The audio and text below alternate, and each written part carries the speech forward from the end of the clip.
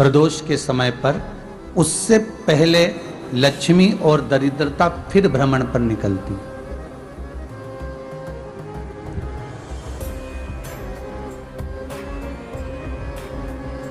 शिव भ्रमण कर कर जब वापिस आ जाते हैं, हिंदू धर्म में पीपल के वृक्ष की जो गणना वराह पुराण में करी गई है, 4 बजे से 7 बजे तक शिव के भ्रमण का समय बताया है शाम को।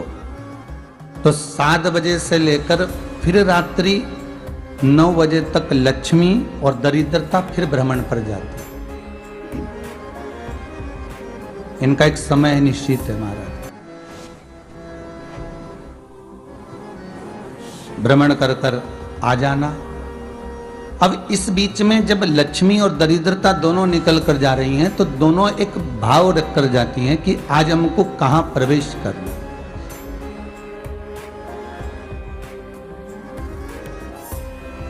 आज हमें किस जगह पर प्रवेश करना है, आज हमें कहां पहुंचना है, आज हमें किस जगह जाना है। और जिस नगर में जिस मार्ग से लक्ष्मी और दरिद्रता निकल कर जाती है, ये दोनों का जब निकलना होता है, इनको स्थान दिया गया जहां पर स्वच्छता हो, घर के दरवाजे पर रंगोली डली हुई हो, द्वार पर जल छीटा गया हो।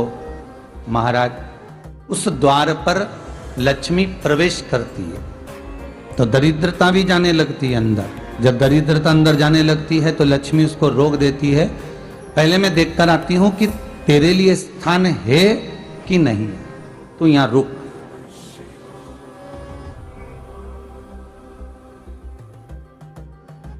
कुछ देर तक दरिद्रता बाहर खड़ी रहती है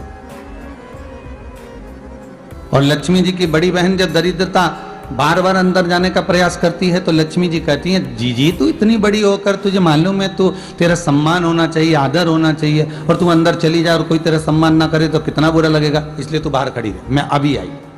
अंदर जाती है और जब लक्ष्मी जी भ्रमण कर लेती हैं, अंदर प्रवेश कर कर आती हैं और प्रवेश कर कर आती हैं तो दरिद्रता पूछती है चले अंदर। तो लक्ष्मी जी कहती हैं, तुझे मालूम नहीं है क्या जीजी कि जिस घर में मैं प्रवेश कर जाती हूं उस घर में फिर दरिद्रता नहीं जा सकती, क्योंकि यह तेरा वचन था, यह तेरा वचन था।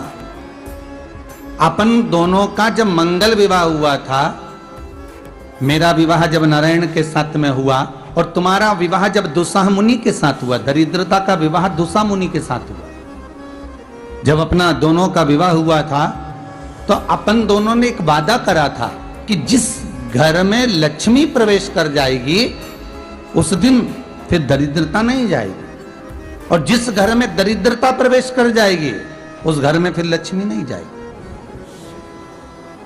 अब जब मैं अंदर देख कर आ गई हूं तो तू अंदर नहीं जा सकती, अर्थात लक्ष्मी के चरण जिस घर में पड़ गए उस घर में फिर दरिद्रता प्रवेश नहीं कर रही। चलते चलते फिर दरिद्रता ने देखा और लक्ष्मी जी इसको लेकर गई और लक्ष्मी जी ने देखा कि इसके दरवाजे पर जल नहीं छीटा गया, इसके दरवाजे पर ना रंगोली डली है, इसका द्वार साफ नहीं हुआ है,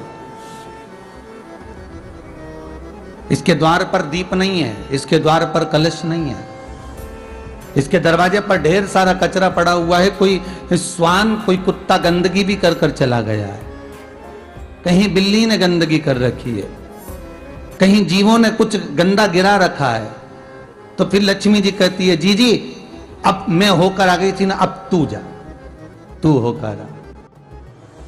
और दरिद्रता प्रवेश करती है तो अंदर जाकर क्या देखती है दरिद्रता कि इतनी सवेरे से मैं घूमने इनके दरवाजे पर आई और ये तो सब चादर तान के चकाचक गुर्राटा भर भर कर सो रहे हैं।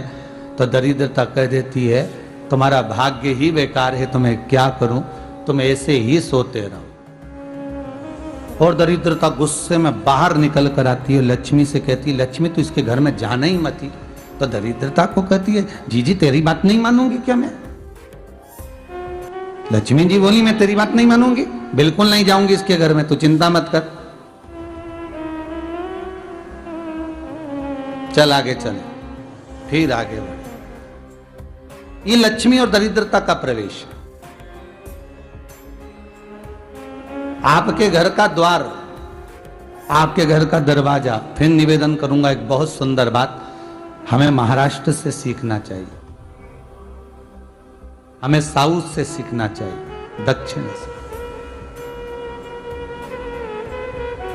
जिस समय पर भक्ति देवी यमुना जी के घाट पर रो रही थी अपने पुत्र ज्ञान और वैराग्य को गोदी में लेकर, समय देवऋषि नारद ने प्रश्न किया था कि तुम कहां पर पोषित हुई हो,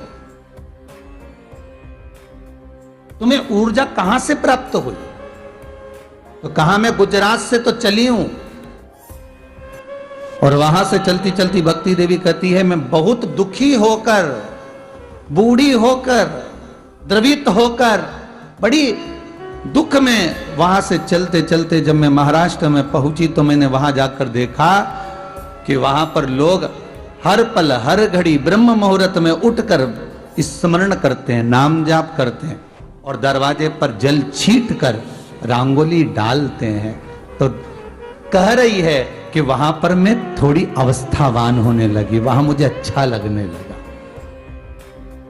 फिर जब मैं और आगे पढ़ी, दक्षिण में जब पहुंची, वहां पर जाकर मैंने देखा